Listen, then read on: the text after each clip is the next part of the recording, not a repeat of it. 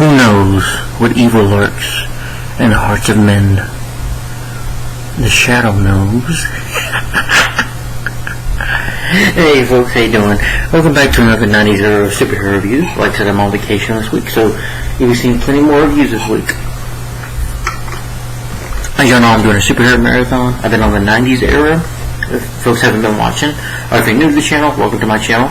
I've been doing a superhero marathon on my channel. I'm on the 90s era of superhero movies, superhero films that came out in the 90s from 1990 to 1999. And this time, I've been on the films that have come out in 1994, superhero movies that were released in 1994. Now the next one, this one stars Alec Baldwin, and that is The Shadow. Yeah. I did like this movie. I did enjoy this film. There are problems with it, there are flaws with it. It could have been better in my opinion, but it's still a good movie. Sorry, crazy neighbor upstairs. Anyway. But this was a good movie. Could have been better, but I did like it. I'll give more reasons to it, but I'll start talking about the movie itself. That's how I do it on my channel. How the film came to be. For the production, that producer Martin Bergman bought the rights to The Shadow in 1982. Robert Zemeckis had been involved with the film adaptation in 1980, while Sam Raimi's pitch was ignored, because at the time Sam Raimi, he wanted to make his own superhero movie. I think he did like Evil Dead, but he did his own superhero film, which was Darkman.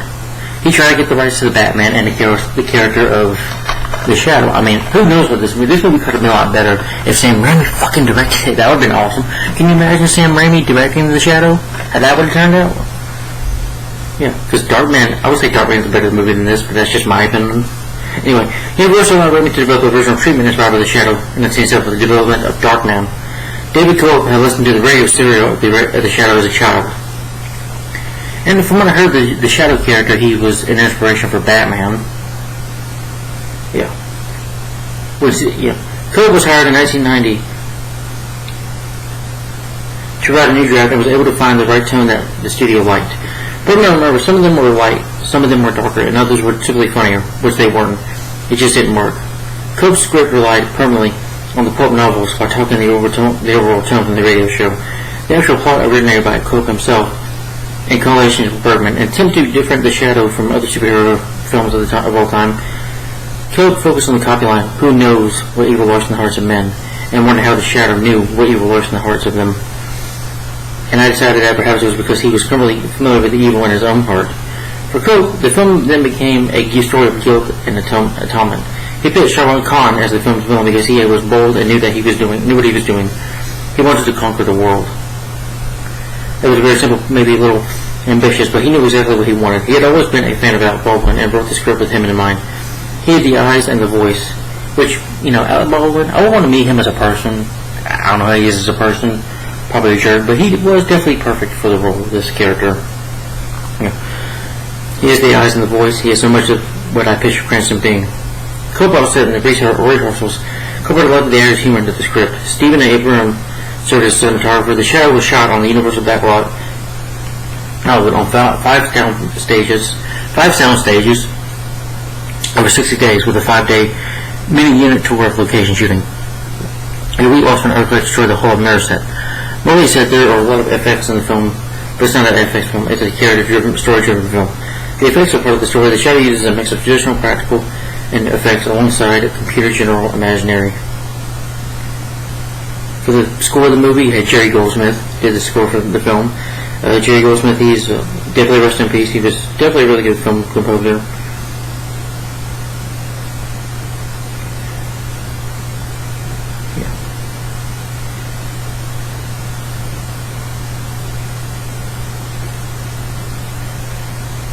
Yeah, but he did a lot of music scores. His music score for The Shadow was great. I love the score for The Shadow. It really works for the character. He did the music score for Gremlins, Supergirl. He did it for that was another superhero movie starring Helen Slater. That was a really good score too. For First Blood, he did the music score for that. I remember First Blood Part 2. I don't think he did Rambo 3. Oh yeah, he did Rambo 3. I'm sorry, I'm wrong. For The Burbs, Leviathan, Star Trek V, The Final Frontier. He did the music score for Total Recall in the 90s. Super Mario Brothers, but it was rejected, I guess. Rudy, which is a really good music score. The River Wild was the score to that movie. Really underrated film in my opinion. Starring Kevin Bacon and Meryl Streep. That also came out the same year as The Shadow. Star Trek First Contact, The Ghost in the Darkness, really good score in that. Small U.S. Marshals, Small Soldiers, childhood favorite of mine, I love Small Soldiers. Love his score to that movie. Hollow Man, he did the score for that. Really good, creepy score. And Star Trek Nemesis and Looney Tunes Back in Action. Yeah. But Jerry Goldsmith is definitely one of my favorite film composers of all time. May he rest in peace. Always was a huge fan of him. Now about the character of the Shadow himself. Yeah, I'll show you a little picture of him. Originally created to be a mysterious radio show, narrated and developed to a distant character in 1931 by Gibson. The Shadow was created by Street and Smith and writer Walter B. Gibson.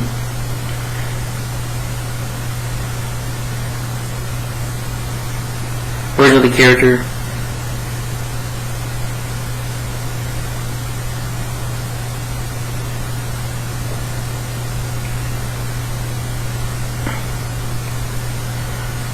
The thing cool about the Shadow is that I do like his, his cloak and dagger, his hat and his dagger, and he can turn invisible. He can read men's minds. He also has 2 guns. That's what Batman had a gun when he started out. I think that's what from what I heard. He was an inspiration. Then he just pulled these 2 guns out, Colt 45s.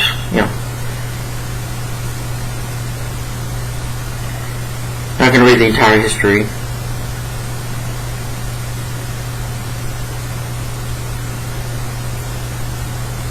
The Shadow wears a black hat and a black crimson link cloak with color over a standard black business suit. In the 1940s comic books, later comic book series, even the film, he wore either the black hat or white brimmed.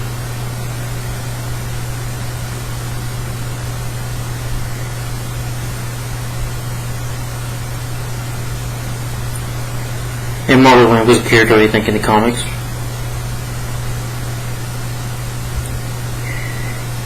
He does have other enemies, not just Shamil Khan, but Dr. Radio Mukul, Wasp, Benedict Stark, a couple of other villains he's got.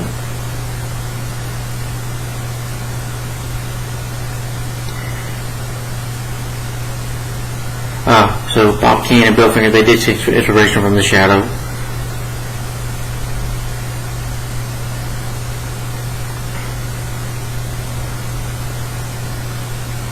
But yeah, just talking about the character a little bit. Merchandising. James Lewis wrote the novelization, which uploaded further than the story presented in the film. A video game version of the movie, The Shadow. Well, you also had, on the NSS, you had a video game for it, but you also had, they also had toy commercials for the movie. You had a bunch of toy commercials back in the day. For the video game, I'll talk about that. Let's see. It was planned for release in 1994, but it was canceled. The film,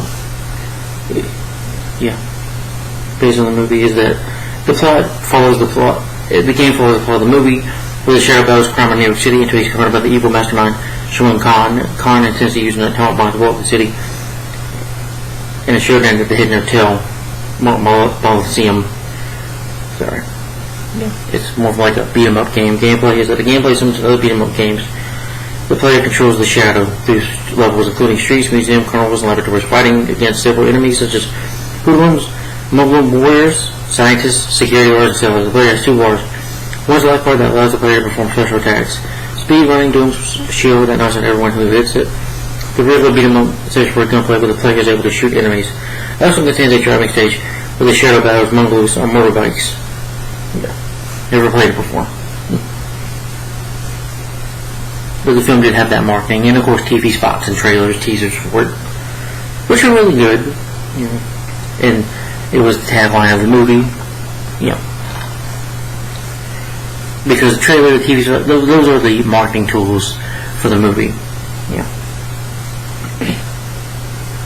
The film's got 37% Rotten Tomatoes. I do think it's just a little higher. But that's just my opinion. The Shadow, like one critic said, Brian Leroy, a writer, wrote, it lacks the appeal of Batman and won't strike the same chord. He gave the film, one critic gave the film a D. The trouble was setting in special effects fantasy in low-tech 20s. Unless the American demands are just something improved, Steven Spielberg's Speedy Bravado,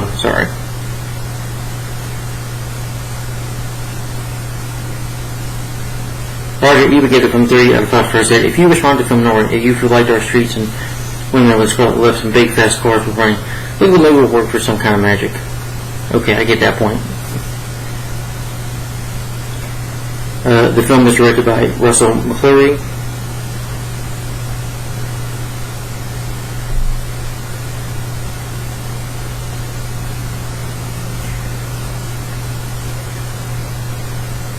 Oh, he directed Highlander and Highlander 2, The Quickening. And I've seen those. Good movies. Teen Wolf the movie. Not the one with Michael J. Fox. He directed Silent Trigger with Dolph Lundgren. Never seen that movie. And of course The Shadow.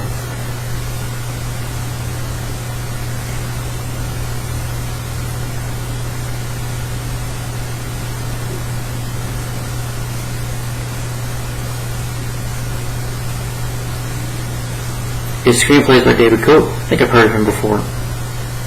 Let's see. He has written films like, of course, Jurassic. This was the writer from. He wrote the script for Jurassic Park, one with Michael Crichton, who was the, Run the Road that wrote the novel Jurassic Park: The Lost World, Indiana Jones and the Kingdom of the Crystal Skulls, which I love that movie. I think it's underrated. Not a fan of Jet Ryan Crew, but he wrote the script for Mission Impossible, the first one. Ghost Town. I think I've seen that, yeah. Alright movie. Yeah. This is based on the show about Walter B. Gibson. Again, it started off as a radio show.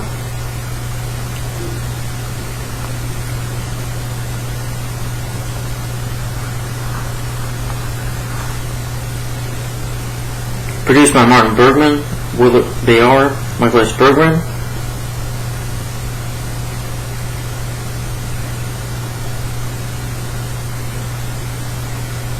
Cinematography by Stephen H. Byrne.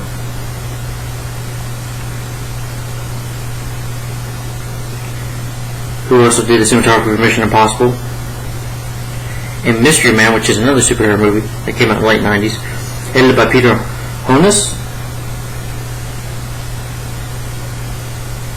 He did work with us over McClary before he edited Highlander. And Mercury Rising, starring Bruce Willis. The music is by Jerry Goldsmith. It was distributed by Universal Pictures. It was released July 1st, 1994. So this movie will be 30 years old this year. Can't believe it. Well, it's 108 minutes long. The budget to make the movie is $40 million. At the box office, made $48 million worldwide. It was considered a commercial failure. Yeah. It didn't even slightly make that past its budget. So it didn't do very well at the box office at the time. Again, these movies came out because this Tim Burton's Batman '89 came out. Really, Batman '89 opened the door for a lot of other superheroes, including The Shadow. But I think The Shadow did have a serial in the 40s, maybe. I don't really know. I don't get my information right all the time. I'm human. Sorry. But yeah, that's the reason you got superhero movies like this. Sometimes, yeah, it can feel like they kind of rushed it out because, again, Batman '89 opened that door. Batman '89 was a huge success, so you had a lot of opportunities for other superheroes to come to the big screen, like The Shadow. Yeah, jump from the comic books to the live action to the big screen. Yeah, but I can understand that. But anyway, for the cast, you have Alec Baldwin as Mike Kristen. I know he's in another role, and he was in the Fun with Dick and Jane.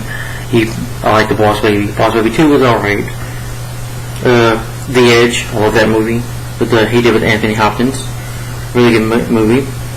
And of course, he was in Mission Impossible Rogue Nation and Mission Impossible Fallout. I forgot to mention that. Which I thought he was good in.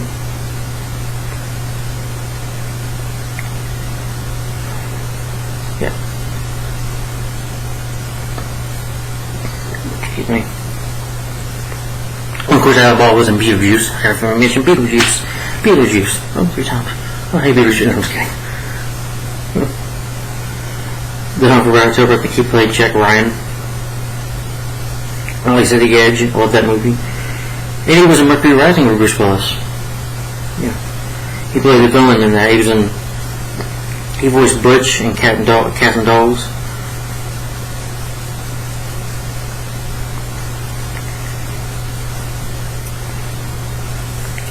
He's the one present in the shadow.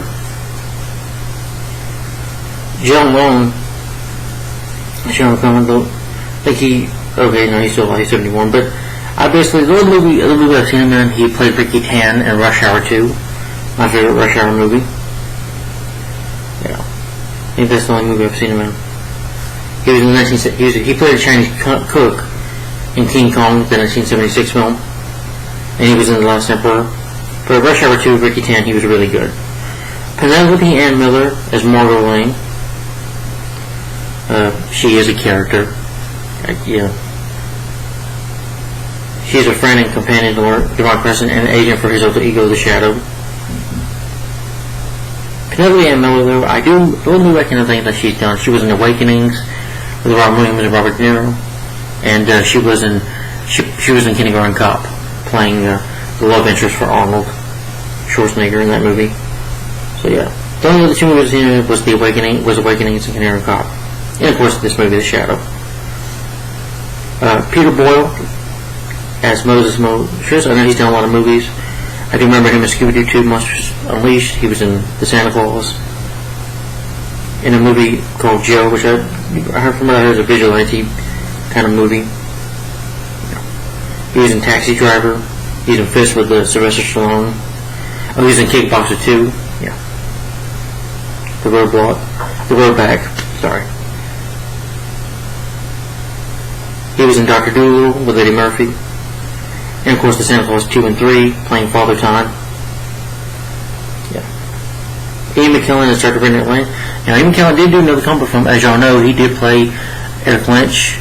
I can't say it. Magneto. He played Magneto in the X-Men film franchise, but X-Men didn't come out until 2000. Yeah. Tim Curry as Furley Playmore. I've seen him in movies like Adam's Family Values, Congo. I've never seen the Rocky Horror Picture Show. Tim Curry was in Home Alone 2, Lost in New York. He did work with Alec Baldwin again in Hunt for Red October. He was in Scary Movie 2. Yeah. But he's done a lot of movies. Jonathan Winters, late Jonathan Winters, I believe.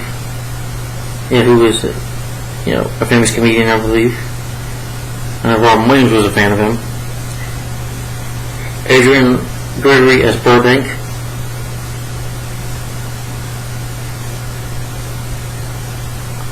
James Hong as Lin Ping. James Hong, he turned 95 years old this year. Really good actor. I remember he was in Big Trouble in Little China, The Golden Child. He voiced Poe's father, adopted father, in the Kung Fu Panda franchise. Maybe he was in RPD too, which, yeah, that's kind of another comic from that film was. Trust me, that film was terrible. But this is a lot better than RPD. And he was in Wayne's World too. I remember him in that. Yeah.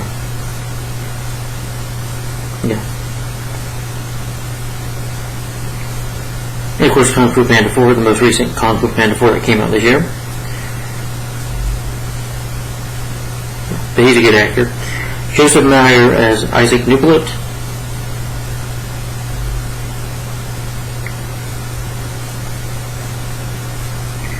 Max Wright as Berger. Yeah. Ethan Phillips as Nelson.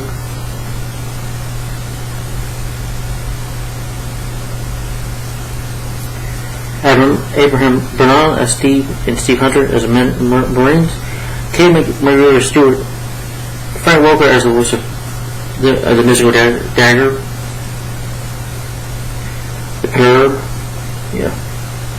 Which is a real thing, yeah. But a really good cast in here. One of the cast members also played a character called Orlando in The Mask with Jim Carrey. Yeah, played one of Dorian's Tyrell's henchmen. He's in this movie too. Both came out the same year. Anyway, the plot synopsis of the Shadow is that. Is that set in the 1930s New York, a reformed criminal known as Lynette Creston, he was a villain back then. Well, he was, but he did some terrible things back then. He was not a good man, more like a tyrant. But instead, he ends up becoming a superhero and gets the power to become the Shadow, to read men's minds, and he uses his power for good to fight evil. With the aid of a beautiful female friend, a playable billionaire with a dark past is out to bring the evil Khan to justice. Khan, who wants to conquer the world, wants to be king of the emperor of the world, of the new world, while blowing half it up, And his quarry is to petition world domination. Is a deadly descendant of Genghis Khan's and will not surrender without a fight. So, of course, Cranston, as the Shadow, must take him on, must fight him, and must stop Shah Rukh Khan, from conquering the world and defeat him once and for all. Yeah, so that's the plot for you.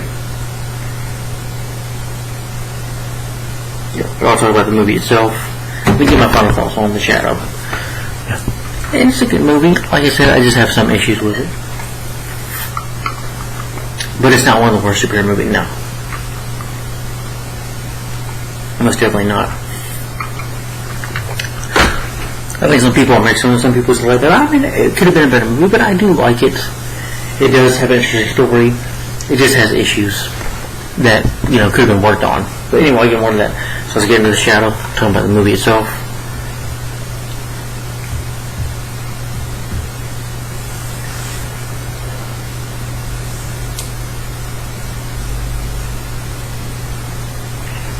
Anyway, we have the opening, and I like Jerry Goldsmith's music. We open up with that, with the opening of The Shadow.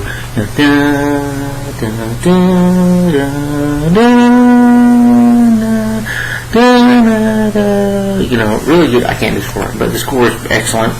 You have the opening score. You have James Hong at the beginning going to Yimko, who is said to mean Dark Eagle in Chinese to it. He was a warlord, kingpin, a murderer, a mass murderer, a tyrant. That's what I would kind of prefer him to be. And James Hong is on the fence. He's like, "You're not going to attack me. I want to attack one of your men." He's like, tells one of his men, Yanko says, "Oh, you've always been like a father to me." He's like this. Shoot him in the back. So they shoot this guy dead. And this is like in Tibet after the First World War. He's still a monk, but the monk comes to his dark heart, becomes an evil man. But he gets abducted one night by the Tulka, a holy man who exhibits otherworldly powers. He knows Cranston's identity. He's like, "You really know who I am?" And he's like, I will train you to use your power for good, and you'll be have redemption. He's like, "I'm not looking for redemption. You have no choice." So he basically gives him no choice. And he gives him the dagger, the one that's alive. Good special effects, by the way, that attacks him.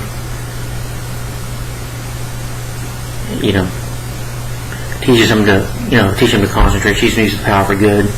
Teach him how to, control Cloud Man's mind by using his thoughts and concentration.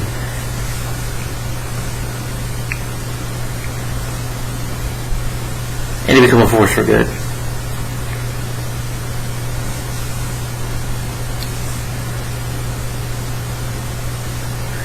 So Tobin ends up, he remains the student for quite some time.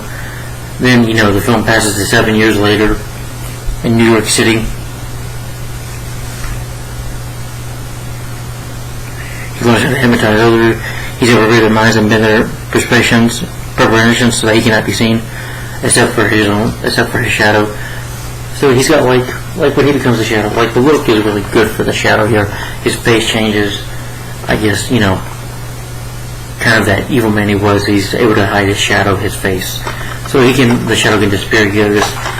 Like I said, 7 years later in New York City, you have these gangsters, this guy, I forget the name, but he tries to kill an innocent man, put him in the river. The Shadow shows up like, "Ha! Did you think I wouldn't know? Do you think you could get away with it?" He's like, "You're going to turn yourself to the police." Like, "The hell I will." And he's shooting the guns at the Shadow. He's frightened and scary. And, Alec Baldwin does a great job with the voice. He's scary. He's intimidating. The guys are... I see why he was inspired by Batman. Because Batman sneaks around and scares you. And so does the Shadow. But the thing is, the Shadow can turn invisible. He's disappeared. You can't see him. And he punches the guy. Gives him a few punches, which is cool. Gives him a beating. Scares him. Almost like similar. He's like, "You will return yourself to the police." And he's like, "Okay, I conform. I'll go turn myself. I will do it. And he scares him to death. And the two of the gangsters see the shadow in person, and just the music score Jerry Goldsmith is brilliant there, and just looking at the shadow, staring at them, and they just run off.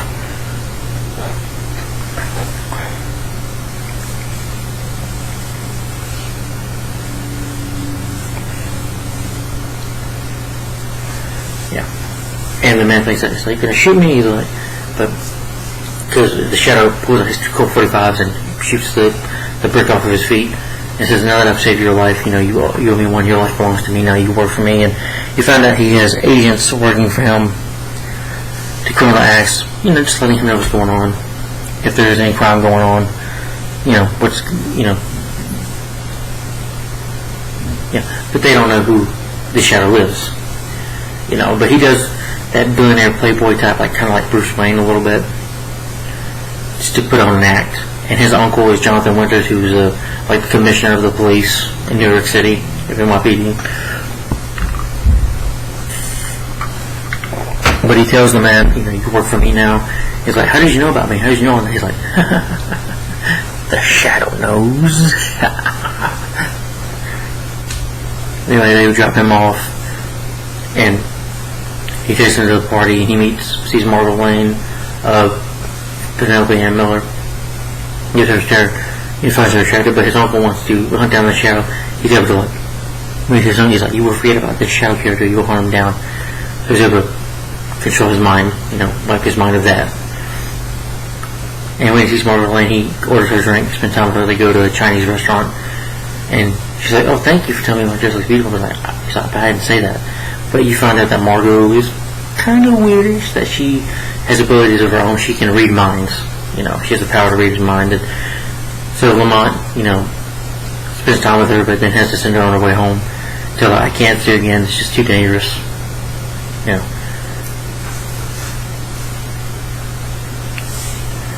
Goes home, has a dream of Shimon Khan coming out of the fire. And he's got the strength, and you see the fire blow up, and really good special effect. I'm like, someone's coming.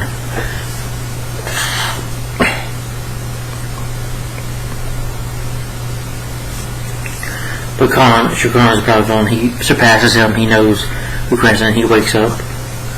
He's on this statue that held his ancestor, and he gets a security guard who's like this. "Yeah, no, you're intruding here." He's like this. "After McCon, who served me, worked for me." And he's like, "Served me."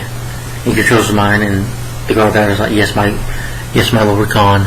He's like, "Put your gun to your temple and sacrifice yourself for me." He does. And the guys that see him, the men that see him, saw his statue earlier, they see it open. Khan hides, and Khan slips away. Khan goes into a building, or not a building, he gets the driver from a taxi driver. The taxi driver, he was in Planes, Trains, and Automobiles, and he was in Billy Madison. He played Carl. Yeah, if you know Carl from Billy Madison, starring Adam Sandler, but he's in this movie. And he's like, "You're writing down my location?" "Yeah, part of the job, pal." And he tells him, "You need gas." He's like, "Oh, I need fuel." So he gets him, and he's like, "Okay." He's like, "This is fine, bro." Drives past to this gas tank, and blows himself up a car. What makes him dangerous, though, is that Khan can make people kill themselves or do something dangerous. He doesn't have to physically hurt them. But he was also a student of the Toko. But he goes to confront Cranston, tells him, Kinho, whatever his freaking name was again, that was, Yinko. It's like, "Yinko, I'm a huge fan of you, a huge fan." He's like, "Just confess him, we can rule over together." He's like, "I don't know what you're talking about, and we'll get that past." And he's thinking that he's going to attack him. Lamont pulls a gun out, but he throws his coin at him, and he goes to the man to analyze the coin. But Lamont knew first about him, though, because thanks to his agents calling him, the sun might shine, but the ice is slippery. That's the messages that they know about each other. Peter Boyle is his taxi driver. But anyway, after he confronts Khan, he goes to the man to find out what it is.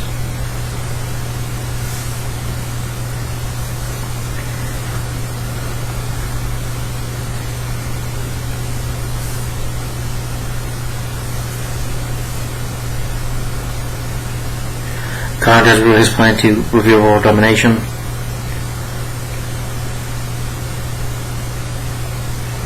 It's made of a metal called Bronson, and from Generaim, I can't say it right, it can generate an atomic bomb, an atomic explosion. You also learn that Reinhardt, who is Margot's father, you do see Margot in that beautiful dress, and Tim Curry's there, who works with him, who doesn't get along with him, tries to get things his way, but he doesn't listen to him. He just ignores Tim Curry, and Tim Curry tries to flirt with people, but she's like, I'm sure this causes, I'm not interested in you, bye. And she talks to her father about meeting a man, and is like, I'm so desperate that I can't meet him. I was like, that's nice, dear, and that's kind of funny. But her father is working on this atomic device for the Department of War, and it's disappearing because Khan is able to get into his mind. He goes up there for a smoke, sees this little boy of a man smoking, and Khan is able to read into his mind. Yes, my Khan. Able to him to come over.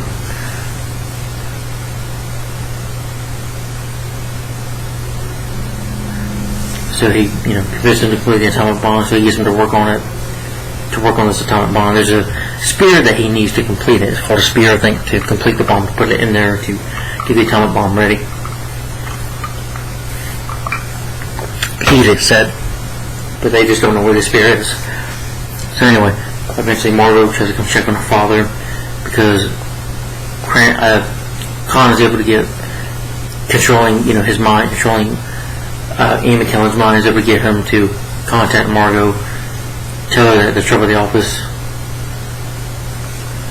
that the guard gets shot dead, or she might be just seeing a fantasy of this. And she looks at this bad billboard too with the smoke, and Khan is about, Margot Lane, come to me. Yes, my Khan. And every time Margot commences to kill the Shadow, so she can get her gun. She goes to Crimson's home. She, sees him through the mirror. She tries to shoot at him, but misses. She just shoots in the mirror, every reflection of him. Then he's like, Margot Lane. He's like, what am I doing here? He's like, wait a minute, you're the Shadow. She's like, you're the Shadow. He's like, you don't want to read my mind. You don't know. You won't like what you see.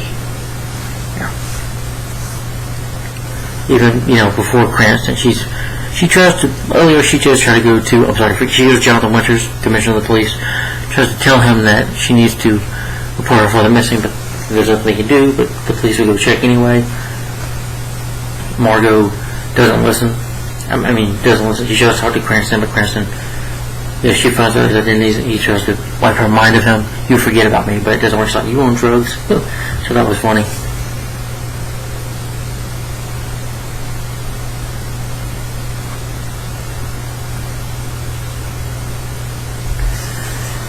But Cranston, after learning this from Margot, goes to, I forgot to mention, becomes the Shadow once again. He dons his cloak and dagger, goes to chase the villains, and his warriors, his Mongol warriors.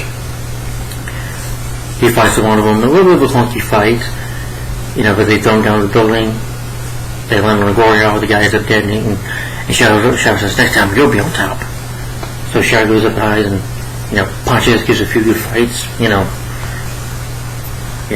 But Orlando, the man that is in the mask, Orlando plays Orlando the mask, shoots him with arrows, and he's able to disappear. Really good special effect where he's able to just phase through it, and they see the Shadow, and they try to shoot at him with the darts they get with the cloak and dagger again, but Shadow pulls out his guns, pow, pow, pow, pow, it is a cool scene on that.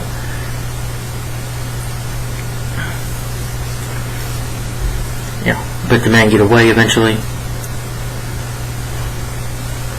And that's where he goes to meet Margot, where Margot tries to kill him. Like I said before, so as soon as I go everywhere in my reviews.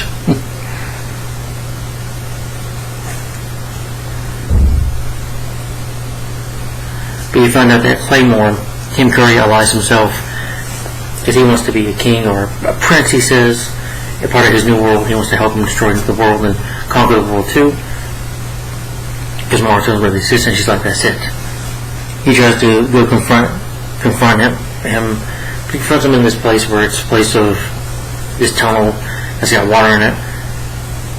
Eventually, Tim Curry turns the water on. He's like, no one controls my mind. I'm willing to do this.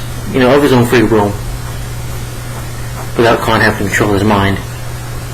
And he shoots the Shadow, and locks him in there, and Gormont crash. And this is one part where he has to get his ass saved by, because he has to call Marvel, use his mind to go get her. She's like, oh, and she goes to save him, and he has to, he's trapped in the water, almost drowning, so he has to, this hole they picks through where he pushes through it, and sees Marvel. He's like, she opens the door, the hatch, and the water comes out. He ends up in bed while she reads his mind a little bit. There's also a bizarre scene I forgot to mention where, he has, she's sleeping in one of the guest rooms, he's in his room, he's like, I'm not afraid of you, well, I'm afraid of me. But he wakes up, his face is coming off, he goes, like a mask, it's the face of Khan. It's bizarre, but I like how bizarre this movie can be. And, you gotta watch this movie a little more, I think, to understand it. It might confuse you at first, but when you watch more, you kind of understand it, of how bizarre it is. And then there's also a dream where she sees him as Yinko. He's like, you're not supposed to be here in my mind. And you see her just walking around and the fire going around. Really good special effect. And she's like, Cranston, you're not that person anymore. You were that dark, evil person. She sees a bit of his evil past. But she tells him, he's like, well, Margot, that's why I fear myself, that I am still that person deep down. It scares me. That he has to live with some of the evil things that he's done. But he's the Shadow to make up for it, for his past deeds, evil deeds, basically.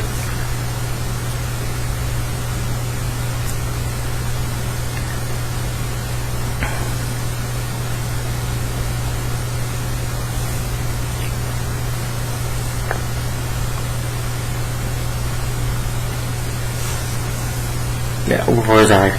Okay, well, anyway, they, after a couple of days of, like a day after relaxing, Cranston's able to find out the location of the Hotel Molly. It's like a big mansion, like a big palace, or a big kingdom, but nobody in New York City can see it because he's got the whole city hypnotized. There's even one scene where he hypnotizes, where him and Ian McKellen are talking about Reinhardt, are talking about the bomb, where it's going to set off, controlling his mind, of course. And this sailor, sees him, was like, nice dress, sweetheart. Sees his Khan, makes fun of him, and Khan just loses his mind. Gets him to go close to the edge and gets him, and these guys are like, what are you doing, man? And he gets him to jump over the edge and kill himself. And everything begins to fall into place, sorry for that pun intended, when eventually, Cranston tells this guy, like, hey, can you see that? Did you see that? You see that building? And nobody sees it. He's got the whole city hypnotized. And Mario can't see it, because he's got people hypnotized in New York City. He's got other minds hypnotized.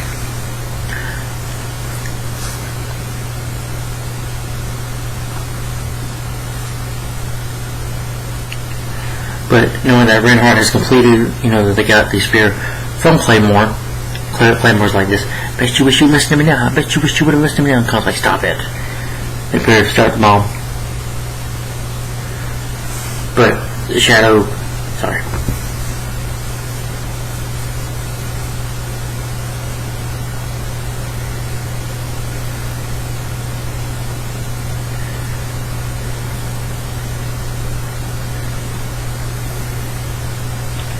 But anyway,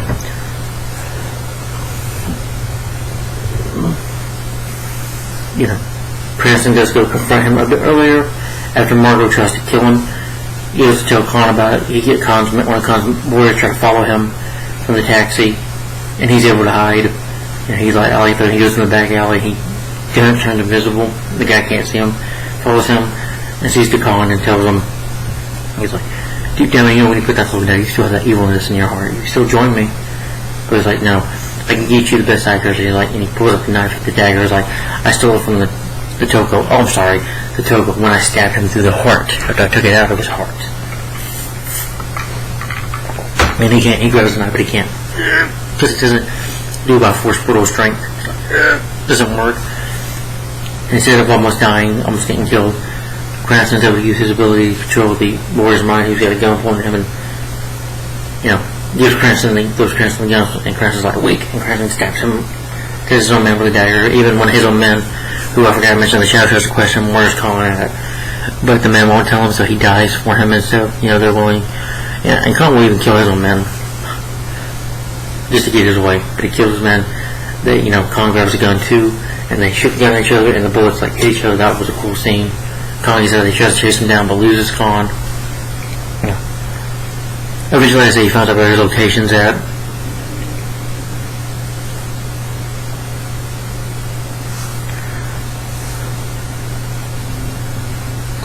But Colin, meanwhile, produces a working bomb. He uses it to use to city at ransom. They find out about papers, find out about it and all that. And like I said, when the sheriff finds out his location, he prepares for a final showdown. All this thing that we see, it's raining, it's dark, very well shot. Goes with the building, these guys see his feet, the warriors do, the shadow, punches them out. And all the shot, we see the shadow just go in, his invisibility, and him looking, and with his, with his cape going back, and him just staring, looking at the camera. That was a cool shot. Very good special effects shot. And, Colin's able to read him, I was like, the shadow's here. He's like, the shadow right here in this room. He's like, no, you idiot, in the building. Go find him. I was like this. And he's like, I want to go kill someone. He's like, go. And it was like this. Even says to Claymore, he's like, he wants to be a king in my kingdom. I was like this. He's like, back shows up words like, beats him up a little bit, but he gives him a Tommy gun, and his warriors ready to find the warriors. By the way, they disappear. They never fight the shadow, which they just disappear from the movie. But he does fight Claymore. Claymore just sees him, has a flashlight and a machine gun. He's like, Claymore, did you think you wouldn't see me again? Did you think I wouldn't know what you're going to be doing? She was shooting him. He's like, I'm all around you, Claymore. Oh, I'm here. I'm all around you. So shooting him, and Claymore, Tim Curry can just play crazy, but he's shooting his machine gun. And he's like this. He's like, chicken, coward, just come out and fight like a man. And he sees the shadow, coming at him with his shadows. He's scared. The shadow grabs him up. It's like this. You're a fool, Claymore. Takes him down, throws him down. He's like, get out of my sight, Claymore. Get out of here. Claymore runs to the door. He doesn't know where he's going. And then the shadow's like, there's your, controlling his mind. He's like, there's your exit, Claymore. He sees the exit through the window where he can jump out to his, just as he's like, just into the and the shadow does his laugh too, which I thought was hilarious. And then he goes to have that showdown with, he's like, with Con's like, I give up, And the shadow's like, you're finished, Con. And Con has this building, the floor is like, can roll, he can, like Twisted kind of reminded me of Flash Gordon a little bit, but he flashes around with, he's got the dagger attacking him, the dagger stabs the shadow fights, his mask comes off, his face goes back to his normal face of Alec Baldwin. I think the reason he changed his face, he used to hide that evilness inside of him. That's why. To bring the good out. But anyway, his face goes back to normal. The stab happens almost. It almost stabs him in the throat. The dagger does that. Until he's able to stop it. He realizes how to do it. Stops. Controls his mind and he gets the dagger to control it, to attack Con, stabs Con, and he loses control of the city, loses control of his mind of Ian McKellen. And, Shadow uses him to break the windows, but Con runs away. He chases him down to the statue, pushes this rope button, this rope, chases him down, throws him down there, and he gives us 245, which is badass. And it does kind of rip off a little bit of the scene of, what's that movie, Enter the Dragon, Bruce Lee, remember the mirror scene? This kind of does that, where he sees Con, he's shooting at the mirrors. Meanwhile, though, you have the ending of, the bomb still going off. It's at 2 hours, but her father, Ian McKellen, she's right, they only got 2 minutes. It rolls away. They're trying to chase it, or, it comes downstairs to get them. Her mother and her father fall. But it goes to the end of an elevator, and he's like, wait a minute, here's green. No, this is green for this. He goes to red, and it's almost like 1 minute to bomb blow up, but he clicks it off in time and saves the day. and Lamont, fights the shadow as the showdown, with shooting the mirrors, and he's able to, use his mind to control the mirrors, and Connor's like, what are you doing? And he's able to, get a piece of the mirror, like this with his mind, and gets it to attack Connor, hits Connor in the head. Presumably he doesn't die. Instead, Connor wakes up, he's strapped in the tie, like his arms are shut down, and he turns to his man doctor's like, you will release me right now. He's like, that's not gonna happen anytime soon, pal.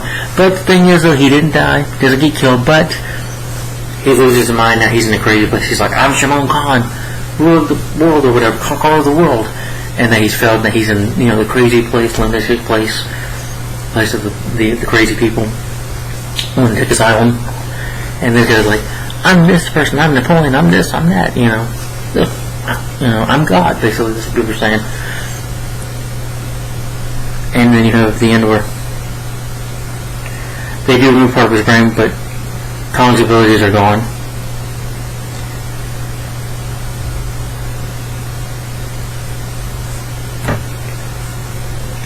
Yeah, thanks to one of his agents putting him there. I guess you could say one of those doctors was one of his agents. The agents, though, they have a ring spread, and when Cranston needs to know that when there's trouble, it beeps red. And you have Cranston and Margaret in a relationship. They share a kiss at the end. He's like, I'll see you later. Hey, well, you know where I'm at? He's like, I'll know. Then the ending, and then you see the Shadow's face looking. And he continues to fight the forces of evil as the Shadow, as he knows what lurks in the hearts of men. And then the movie ends there with a song by Original Sin by Taylor Dang, who did the music, which is a pretty good song. And then the movie ends there. Okay, so that was The Shadow. Alright, give my final thoughts of the movie.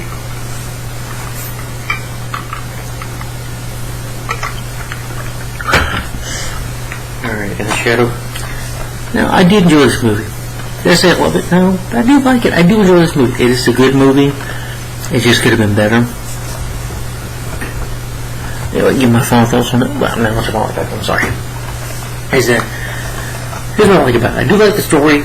I do like the character of Lamont Cranston. I think Alan Baldwin does a good job. I like the story of that. He can read minds and stuff. I do think the Shadow is an awesome character. Definitely an underrated character.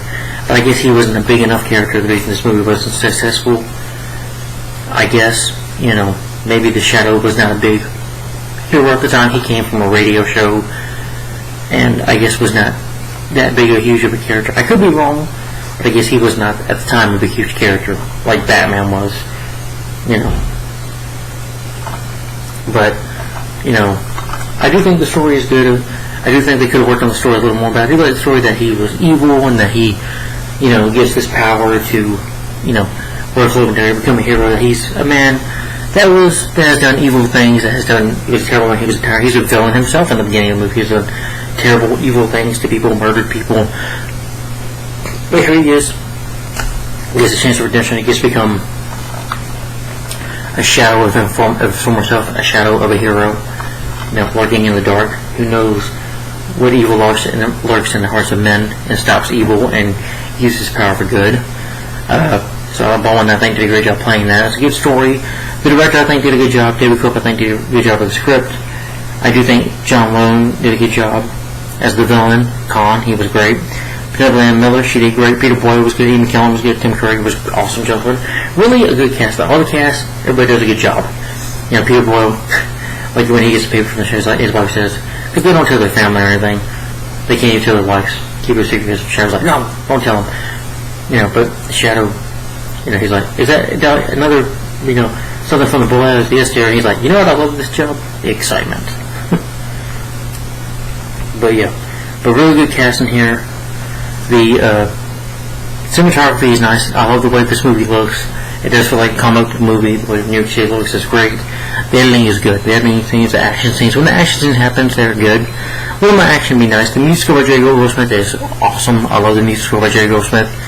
It definitely fits the character for the Shadow. The music has to fit the character. It has to fit the title. It's how you know the character.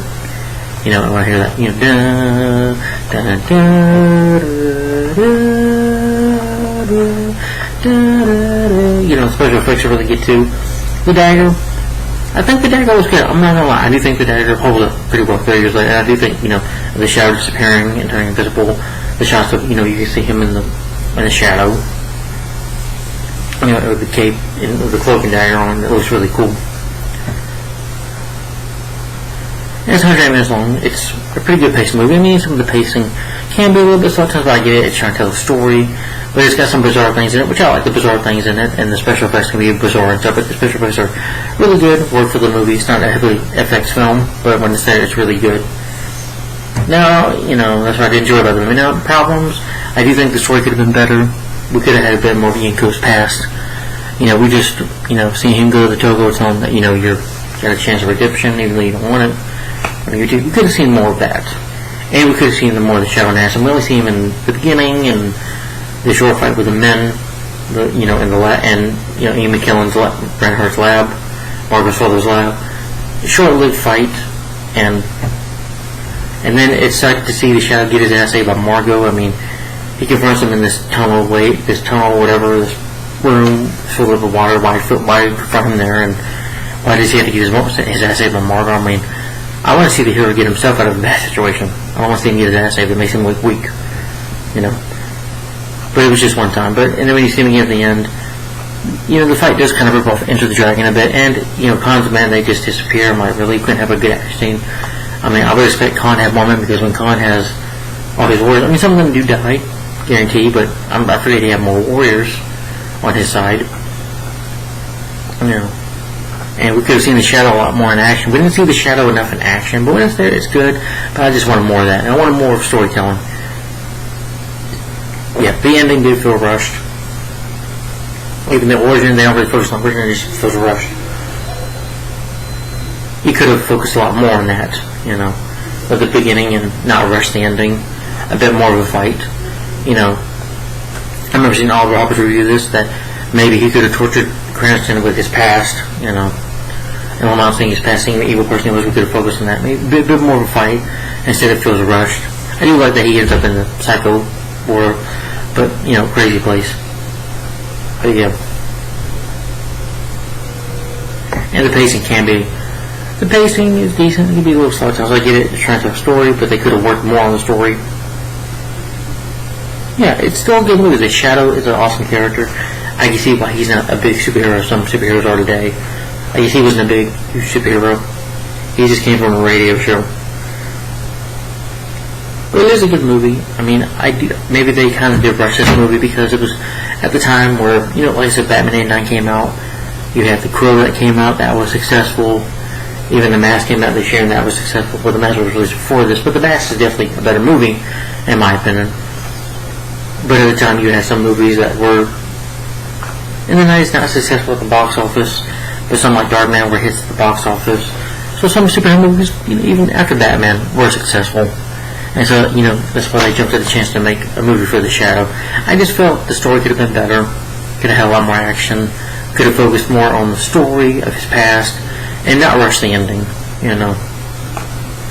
But the music score was great. The cast does a great job. Alec Baldwin does a fantastic job. The Shadow goes really cool. I like his cloak and dagger. It looks awesome. I remember when I went to Atlanta Comic Con, somebody was dressed up as the Shadow. That was cool. I love his Colt 45. I just wanted to see more of that, more of action with the Shadow. He doesn't really get enough screen time, But I do like the chemistry. The chemistry between Alec Baldwin and Penelope Ann Miller really works. I can definitely tell them by them being alone. They have that, good chemistry on screen to, when he tells her, "You're not coming," he's like, "No, can I finish a sentence, please?" And they have this little banter, but good chemistry going on. I could buy them being involved. Yeah, I bought it. I just feel the story could have been a lot better. If Sam Raimi would have done it, it probably would have been a different movie. You probably would have seen a lot more of the Shadow, a lot of badass scenes, a little bit more darker stuff going on. I can see, because with Sam Raimi, I can see type of Dead type with this movie could be like more bizarre stuff going on. I wanted more of that from the Shadow. I wanted a little more from the Shadow than what we got from this movie. But this is still a good movie. Do I love it? Yeah, well, I do enjoy it. But I can't say I love it enough to be a great movie. It's a good movie. It's just not great. It just could have been a lot better. But it is a good movie. It just needs a little more work, in my opinion. But it's not. I'm not saying it's an awful movie. Okay.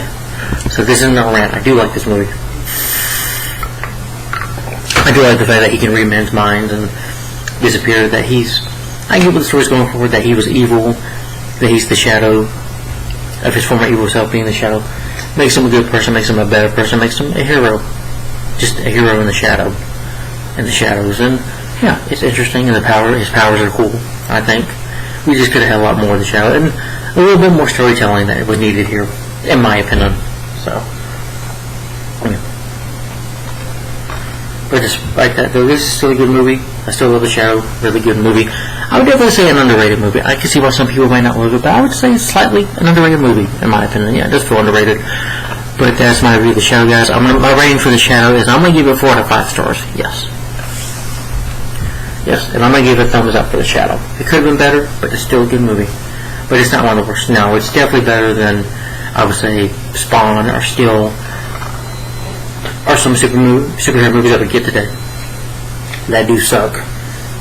I can say I would definitely watch this over Madam Web, but that's just me. I would rather watch this over Batman and Robin. I like Batman and Robin, but I'd rather watch this. I would watch this over the Dark Knight trilogy, but that's just me personally. You know, saying that, this is my opinion. Or Batman versus Superman, or, you know, I would rather watch this over that, but that's just me. And I've seen a lot of worse superhero movies. Or the Suicide Squad from 2016. Yeah. But that's just me personally. Yeah. But anyway, that's The Shadow, starring Alec Baldwin. Loved it. That was good. It could have been better, but again, thumbs up. 4 to 5. My rating for this film was again at 4 to 5 stars. So guys, let me know in the comments below. What did you think of The Shadow? And do you know? I know what lurks in your evil heart. The Shadow will know. Anyway, guys, thanks for watching. Like, comment, subscribe, and stay tuned for another review today. Again, like I said, more videos coming this week. I'm going to continue that. Next.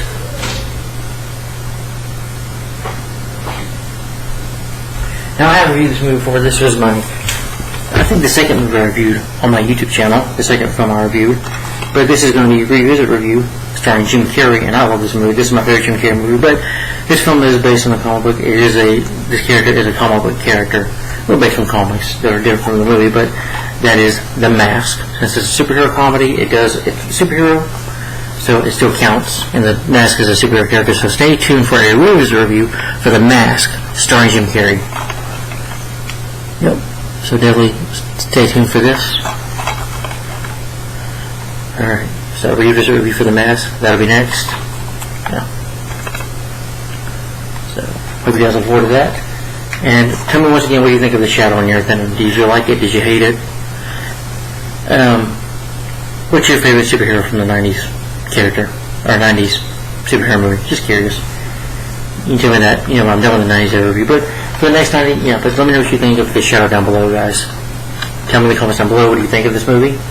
Thanks for watching. Like, comment, subscribe once again. My rating for the film is 4 to 5 stars, and a thumbs up for The Shadow.